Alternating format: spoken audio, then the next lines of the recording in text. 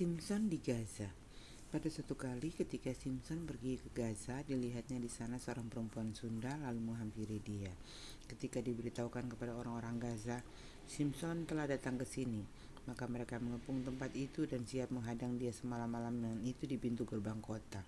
Tetapi semalam-malaman itu mereka tidak berbuat apa-apa karena pikirnya nanti pada waktu fajar kita akan membunuh dia. Tetapi Simpson tidur di situ sampai tengah malam. Pada waktu tengah malam bangunlah ia, dipegangnya kedua daun pintu gerbang kota itu dan kedua tiang pintu, dicabutnyalah semuanya beserta palangnya, diletakkannya di atas kedua bahunya. Lalu semuanya itu diangkutnya ke puncak gunung yang berhadapan dengan Hebron. Simpson dan Delilah. Sesudah itu Simpson jatuh cinta pada seorang perempuan dari lembah Sorek yang namanya Delilah.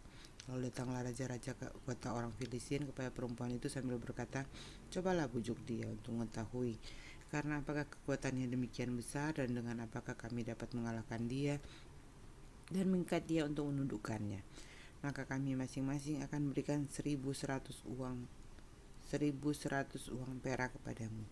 Lalu berkatalah Delilah kepada Simpson, "Ceritakanlah kiranya kepadaku, karena apakah kekuatanmu demikian besar dan dengan apakah engkau harus diikat untuk ditundukkan?" Jawab Simpson kepadanya, "Jika aku diikat dengan 7 tali busur yang baru yang belum kering, maka aku akan menjadi lemah dan menjadi seperti orang lain manapun juga."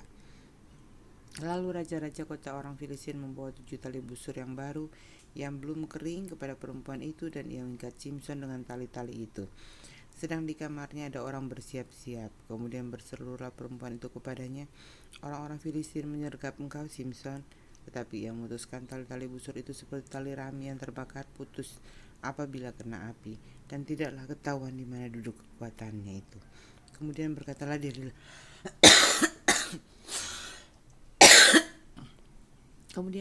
Delilah kepada Simpson, "Sesungguhnya engkau telah mempermainkan dan membohongi aku. Sekarang ceritakanlah kiranya kepadaku dengan apa engkau dapat diikat." Jawabnya kepadanya, "Jika aku diikat erat-erat dengan tali baru yang belum terpakai untuk pekerjaan apapun, maka aku akan menjadi lemah dan menjadi seperti orang lain manapun juga." Kemudian Delilah mengambil tali baru, diikatnya dia dengan tali-tali itu dan berseru kepadanya, "Orang-orang Filistin menyergap engkau, Simpson. Di kamar ada orang bersiap-siap, tetapi tali-tali itu diputuskannya tanggal dari tangannya seperti benang saja." Berkatalah Delilah kepada Simpson, "Sampai sekarang engkau telah mempermain-mainkan dan membohongi aku. Ceritakanlah kepadaku dengan apakah engkau dapat diikat." Jawabnya kepadanya, "Kalau engkau menenun ketujuh rambut jalinku bersama-sama dengan lungsin, lalu mengokohkannya dengan patok, maka aku akan menjadi lemah dan menjadi seperti orang lain manapun juga." Kemudian perempuan itu mengokohkan lagi tenunan itu dengan patok. Lalu berserulah ia kepadanya, "Orang-orang Filistin menyergap engkau, Simpson." Tapi ketika ia terjaga dari tidurnya, disentaknya lepas patok tenunan dan lungsin itu. Berkatalah perempuan itu kepadanya, "Bagaimana mungkin engkau berkata aku cinta kepadamu padahal hatimu tidak tertuju padaku? Sekarang telah 3 kali engkau mempermain-mainkan aku dan tidak mau menceritakan kepadaku karena apakah kekuatanmu demikian besar." Lalu setelah perempuan itu berhari-hari merengek-rengek kepadanya dan terus mendesah-desah dia, ia tidak dapat lagi menahan hatinya sehingga ia mau mati rasanya. Maka diceritakannya lah kepadanya segala isi hatinya, katanya, "Kepalaku tidak pernah kena pisau cukur, sebab sejak dari kandungan ibuku aku ini seorang nazir Allah. Jika kepalaku dicukur, maka kekuatanku akan lenyap daripadaku dan aku menjadi lemah sama seperti orang-orang lain." Ketika dilihat Delilah bahwa segala isi hatinya telah diceritakannya kepadanya, disuruhnya lah memanggil raja-raja kota orang Filistin, katanya, "Sekali ini lagi datanglah kemari, sebab ia telah menceritakan segala isi hatinya kepadaku." Lalu datanglah raja-raja kota orang Filistin itu kepadanya sambil membawa uang itu. Sesudah itu dibujuknya Simpson tidur di pangkuannya. Lalu dipanggilnya seorang dan disuruhnya mencukur ketujuh rambut jalinnya, sehingga mulailah Simpson ditundukkan oleh perempuan itu, sebab kekuatannya telah lenyap daripadanya. Lalu berserulah perempuan itu, "Orang Filistin menyergap engkau, Simpson." Maka terjagalah ia dari tidurnya serta katanya, "Seperti yang sudah-sudah aku akan bebas dan akan meronta lepas." Tetapi tidaklah diketahuinya bahwa Tuhan telah meninggalkan dia. Orang Filistin itu menangkap dia, mencungkil kedua matanya dan membawanya ke Gaza. Di situ ia Di situ ia dibelenggu dengan 2 rantai tembaga dan pekerjaannya di penjara ialah menggiling. Tapi rambutnya mulai tumbuh pula sesudah dicukur. Simson mati. Sesudah itu berkumpullah raja-raja kota orang Filistin untuk mengadakan perayaan korban sembelihan yang besar kepada Dagon Allah mereka, dan untuk bersukaria kata mereka, telah diserahkan oleh Allah kita ke dalam tangan kita Simson musuh kita. Dan ketika orang banyak melihat Simson, mereka memuji Allah mereka sambil berseru, telah diserahkan oleh Allah kita ke dalam tangan kita musuh kita, perusak sana kita, dan yang membunuh banyak teman kita. Ketika hati mereka yang gembira, berkatalah mereka, panggillah Simson untuk melawak bagi kita. Simson dipanggil dari penjara, lalu ia melawak di depan mereka. Kemudian mereka menyuruh dia berdiri antara tiang-tiang. Berkatalah Simson kepada anak yang menuntun dia, lepaskan aku dan biarkanlah aku meraba-raba tiang-tiang penyangga rumah ini, supaya aku dapat bersandar padanya. Adapun gedung itu penuh dengan laki-laki dan perempuan. Segala raja kota orang Filistin ada di sana, dan di atas soto ada kira-kira 3.000 orang laki-laki dan perempuan yang menonton lawak Simson itu. Berserulah Simson kepada Tuhan, katanya, ya Tuhan Allah, ingatlah kiranya kepadaku dan buatlah aku kuat sekali ini saja ya Allah, supaya dengan satu pembalasan juga kubalaskan kedua mataku itu kepada orang Filistin. Kemudian Simson merangkul kedua tiang yang paling tengah penyangga rumah itu, lalu bertopang pada tiang yang satu dengan tangan kanannya dan tiang lain dengan tangan kirinya. Berkatalah Simson, biarlah kiranya aku mati bersama-sama orang Filistin ini. Lalu memungkuklah ia sekuat-kuatnya, maka rubuhlah rumah itu menimpa raja-raja kota itu dan seluruh orang banyak yang ada di dalamnya. Yang mati dibunuhnya pada waktu matinya itu lebih banyak daripada yang dibunuhnya pada waktu hidupnya. Sesudah itu datanglah ke sana saudara-saudaranya dan seluruh keluarganya.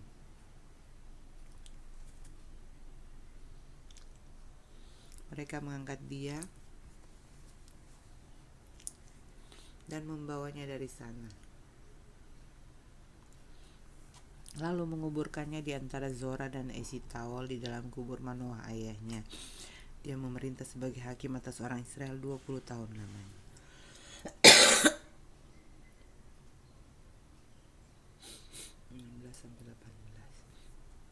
Patung sembahan Mika. Ada seorang dari pegunungan Efraim, Mika namanya. Berkatalah ia kepada ibunya, uang perak yang 1.100 itu yang diambil orang daripadamu, dan yang karena itu kau ucapkan kutuk, dan aku sendiri mendengar ucapanmu itu, memang uang itu ada padaku, akulah yang mengambilnya.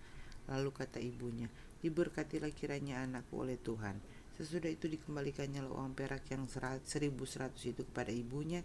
Tapi ibunya berkata, aku mau menguduskan uang itu bagi Tuhan. Aku menyerahkannya untuk anakku supaya dibuat patung pahatan dan patung tuangan daripada uang itu. Maka sekarang uang itu kukembalikan kepadamu. Tetapi orang itu mengembalikan uang itu kepada ibunya. Lalu perempuan itu mengambil 200 uang perak dan memberikannya kepada tukang perak yang buat patung pahatan dan patung tuangan daripada uang itu. Lalu patung itu ditaruh di rumah Mika. Mika ini mempunyai kuil. Dibuatnya lah efod dan terafim. Ditabiskannya salah seorang anaknya laki-laki yang menjadi imamnya. Pada zaman itu tidak ada raja di antara orang Israel. Setiap orang berbuat apa yang benar menurut pandangannya sendiri. Maka ada seorang muda dari Betlehem Yehuda, dari kaum Yehuda. Ia seorang Lewi dan tinggal di sana sebagai pendatang. Lalu orang itu keluar dari kota Betlehem Yehuda untuk menetap sebagai pendatang di mana saja mendapat tempat. Dan dalam perjalanannya itu sampailah ia ke pegunungan Efraim di rumah Mika. Bertanyalah Mika kepadanya, engkau dari mana? Jawabnya kepadanya, aku orang Lewi dari Betlehem Yehuda, dan aku pergi untuk menetap sebagai pendatang di mana saja aku mendapat tempat. Lalu kata Mika kepadanya, tinggallah padaku dan jadilah bapa dan imam bagiku.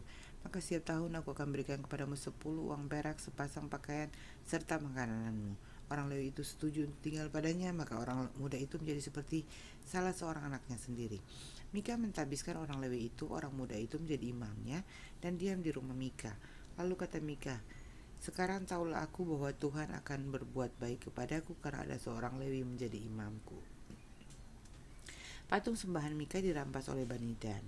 Pada zaman itu tidak ada raja di antara orang Israel, dan pada zaman itu suku Dan sedang mencari milik pusaka untuk menetap. Sebab sampai hari itu mereka belum juga mendapat bagian milik pusaka di tengah-tengah suku-suku Israel. Sebab itu Bani Dan menyuruh dari kaumnya 5 orang dari seluruh jumlah mereka, semuanya orang-orang yang berkasih yang berasal dari Zora dan Esitaol, untuk mengitari negeri itu dan menyelidikinya, serta berkata kepada mereka, pergilah menyelidiki negeri itu. Ketika orang-orang itu sampai ke pegunungan Efraim di rumah Mika, bermalamlah mereka di sana. Ketika mereka ada dekat rumah Mika itu, dikenal mereka lah logat orang muda suku Lewi itu. Lalu singgahlah mereka ke sana dan berkata kepadanya, siapakah yang membawa engkau kemari? Apakah pekerjaanmu dan urusanmu di sini? Katanya kepada mereka, begitulah dilakukan Mika kepadaku. Ia menggaji aku dan aku menjadi imamnya. Kata mereka kepadanya, tanyakanlah kiranya kepada Allah, supaya kami ketahui apakah perjalanan yang kami tempuh ini akan berhasil. Kata imam itu kepada mereka, pergilah dengan selamat. Perjalanan yang kamu tempuhi dipandang baik oleh Tuhan. Sesudah itu pergilah kelima orang itu, lalu sampailah mereka ke Lais. Dilihat mereka lah bahwa rakyat yang diam di sana hidup dengan tentram menurut adat orang Sidon, aman dan tentram. Orang-orang itu tidak kekurangan apapun yang ada di muka bumi, malah kaya harta. Mereka tinggal jauh dari orang Sidon dan tidak bergaul dengan siapapun juga. Setelah mereka kembali kepada saudara-saudara sesukunya di Zora dan Estaol, berkatalah saudara-saudara sesukunya kepada mereka, apakah yang kamu dapati di sana? Jawab mereka, bersiaplah, marilah kita maju menyerang mereka. Sebab kami telah melihat negeri itu dan memang sangat baik. Masakan kamu tinggal diam. Janganlah bermalas-malas untuk pergi memasuki dan menduduki negeri itu. Apabila kamu memasukinya, kamu mendapati rakyat yang hidup dengan tentram, dan negeri itu luas ke sebelah kanan dan ke sebelah kiri dan sebelah kanan. Sesungguhnya Allah telah menyerahkannya ke dalam tanganmu. Itulah tempat yang tidak kekurangan apapun yang ada di muka bumi. Lalu berangkatlah dari sana dari Zora dan Estaol 600 orang dari kaum suku Dan, diperlengkapi dengan senjata. Mereka maju lalu berkemah di Kiryat Yarim di Yehuda.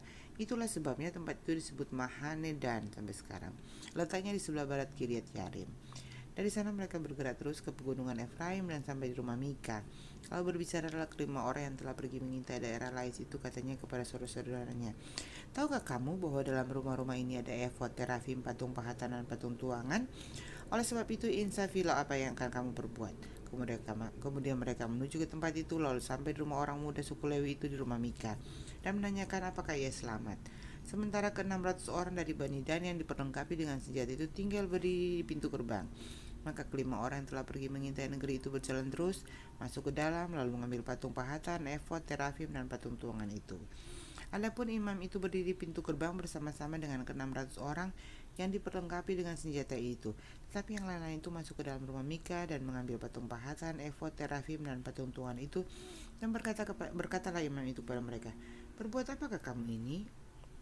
Tetapi jawab mereka kepadanya, diamlah, tutup mulut, ikutlah kami dan jadilah bapa dan imam kami. Apakah yang lebih baik bagimu menjadi imam untuk sisi rumah satu orang, atau menjadi imam untuk suatu suku dan kaum di antara orang Israel? Maka gembiralah hati imam itu, diambilnya lah efod, terafim, dan patung pahatan itu, lalu masuk ke tengah-tengah orang banyak. Kemudian berbaliklah mereka dan pergi dengan anak-anak, ternak, dan barang-barang berharga barang-barang yang berharga ditempatkan di depan mereka. Ketika mereka telah jauh dari rumah Mika, dikerahkanlah orang-orang dari rumah-rumah yang di dekat rumah Mika, dan orang-orang itu mengejar Bani Dan itu. Mereka memanggil-manggil Bani Dan. Maka berbaliklah orang-orang itu dan berkata kepada Mika, mau apa engkau dengan mengerahkan orang? Lalu jawabnya, Allahku yang kubuat serta imam juga kamu ambil, lalu kamu pergi. Apakah lagi yang masih tinggal padaku? Bagaimana perkataanmu itu kepadaku? Mau apa engkau? Berkatalah Bani Dan kepadanya, janganlah suaramu kedengaran lagi kepada kami. Nanti ada orang yang menyerang engkau karena sakit hati, dan dengan demikian engkau serta sisi rumahmu kehilangan nyawa. Lalu Bani Dan melanjutkan perjalanannya, dan Mika setelah dilihatnya mereka itu lebih kuat daripadanya, berpalinglah ia pulang ke rumahnya. Lalu Bani Dan dengan bawa barang-barang yang dibuat Mika, juga imamnya, mendatangi Lais, yakni rakyat yang hidup dengan aman dan tentram. Mereka memukul orang-orang itu dengan mata pedang dan kotanya dibakar. Tidak ada orang yang datang menolong, sebab kota itu jauh dari Sidon, dan orang-orang kota itu tidak bergaul dengan siapapun juga. Letak kota itu di lembah Bet Rehob.